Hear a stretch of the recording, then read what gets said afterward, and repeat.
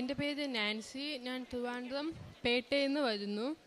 ഞാനിവിടെ ആദ്യമായിട്ട് ഉടമ്പടി എടുത്തത് ഒക്ടോബർ മാസം 2023-ലാണ്.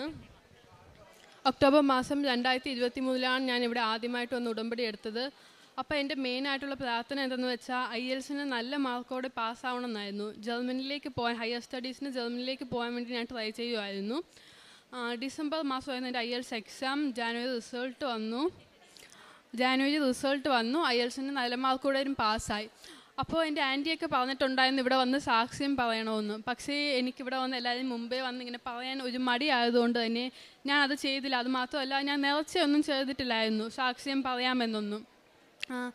അതുമാത്രമല്ല, ബാക്കി എല്ലാവരെയും കാട്ടി മാർക്ക് എനിക്കുള്ളതുകൊണ്ട് ഞാൻ എന്തായാലും പോവും. സമ്മർ ഇൻടേക്ക് മാർച്ചിന് ഞാൻ എന്തായാലും ജർമ്മനിയിൽ എത്തും എന്നൊന്ന് എനിക്കുണ്ടായിരുന്നു.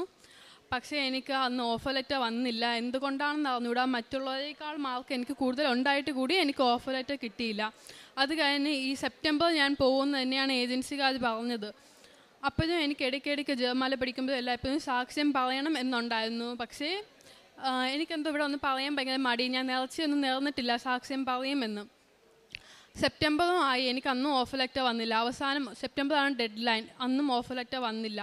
ഒക്ടോബർ മാസം ഞാൻ മാതാവിനടുത്ത് പറഞ്ഞു, മാതാവ് ഈ മാസം എനിക്ക് എന്തായാലും ഓഫർ ലെറ്റർ വരൂല എന്ന് എനിക്ക് എന്തായാലും അറിയാം. എന്നിട്ട് ഞാൻ പറഞ്ഞു എനിക്ക് ഓഫർ ലെറ്റർ വരുവാണെങ്കിൽ ഞാൻ ഇവിടെ വന്ന് സാക്ഷ്യം പറയാമെന്ന്. ഒക്ടോബർ മാസം അവസാനം എനിക്ക് ഓഫർ ലെറ്റർ വന്നു. പിന്നെ എല്ലാം പെട്ടെന്നായിരുന്നു. ബാക്കി ആൾക്ക് ഇത്രയും ഫാസ്റ്റായിട്ട് എല്ലാ കാര്യവും നടന്നിട്ടുണ്ടോ എന്ന് എനിക്കറിയില്ല. പക്ഷേ എനിക്ക് നടന്നു. നവംബർ ലാസ്റ്റ് ഇപ്പോൾ എല്ലാ പ്രോസസ്സും കഴിഞ്ഞു. ബ്ലോക്ക് അക്കൗണ്ടും എല്ലാം എനിക്ക് പബ്ലിക് യൂണിവേഴ്സിറ്റിയിലെ ജർമ്മനിയിൽ അഡ്മിഷൻ കിട്ടി. ഈ ഞായറാഴ്ച സൺഡേ 15-ാം തീയതി ഞാൻ ജർമ്മനിലേക്ക് പോവുകയാണ്. പബ്ലിക് യൂണിവേഴ്സിറ്റിയിലെ പ്രത്യേകത എന്തെന്ന് വെച്ചാൽ നമുക്ക് ഫീസൊന്നും കൊടുക്കാതെ, ഇവിടുത്തെ ഗവൺമെൻറ് കോളേജ് പോലെയാണ് അവിടെ പബ്ലിക് യൂണിവേഴ്സിറ്റി. ഫീസൊന്നും കൊടുക്കാതെ എനിക്ക് അവിടെ പഠിക്കാൻ പറ്റി. 15-ാം തീയതി ഞാൻ ജർമ്മനിലേക്ക് പോവുകയാണ്. കഴിഞ്ഞ പ്രാവശ്യം ഞാനിവിടെ വന്നപ്പോൾ പാസ്പോർട്ടും കൊണ്ടുവന്ന് പ്രാർത്ഥിച്ചതാണ്. ആ സമയം എൻ്റെ കയ്യിൽ പാസ്പോർട്ടിൽ വിസ ഇല്ലായിരുന്നു. എന്നാൽ ഇപ്പോൾ എൻ്റെ കയ്യിലിരിക്കുന്ന പാസ്പോർട്ടിൽ ഈ ഞായറാഴ്ച പോകാനുള്ള വിസയോട് കൂടിയാണ് ഞാൻ ഇവിടെ നിൽക്കുന്നത്.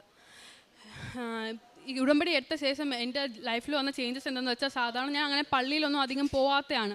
പക്ഷേ ഉടമ്പടി എടുത്ത ശേഷം സൺഡേസ് ഞാൻ തുടർച്ചയായി പള്ളിയിൽ പോകാൻ തുടങ്ങി, ജപമാല പഠിക്കാൻ തുടങ്ങി.